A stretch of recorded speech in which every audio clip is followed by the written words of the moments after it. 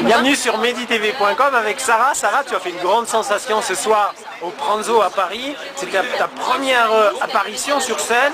Oui, tout à fait. Alors, tu nous as présenté des actualités, donc tu puises ton inspiration dans c'était un peu du sociétal. Raconte-nous un peu, Sarah, quels sont tes rêves dans l'absolu bientôt. Quel est ton modèle? Quelles sont tes envies? Alors, mon modèle avant tout, c'est Coluche.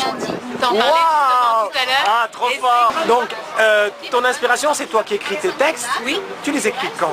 Je les écris dans le métro, je les écris la nuit, je les écris en m'arrêtant toute seule dans un café, je les écris un peu partout en fait, mais jamais chez moi.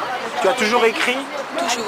Tu as écrit des petits poèmes, des petites histoires à l'âge de... Jamais des poèmes parce que je suis très gauche, je suis nulle en poème, mais par contre, ce qui m'intéresse le plus, c'est ce qui se passe dans la société. C'est l'islam, voilà, la pauvreté, tout, absolument tout ce qui touche les gens de près ou de loin.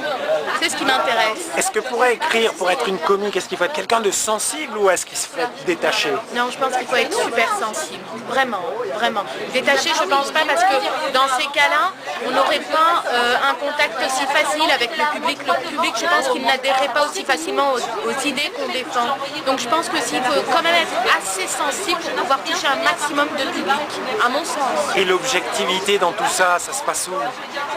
C'est-à-dire... Mais est-ce qu'on peut être comique et puis ne pas prendre parti? Non, je pense que ça c'est impossible. Je prends toujours parti.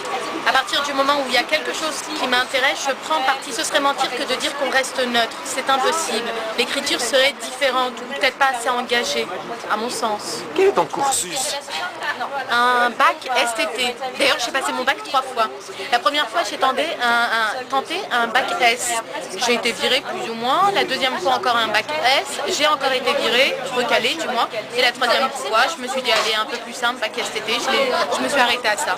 Sarah, moi je te souhaite le meilleur du monde.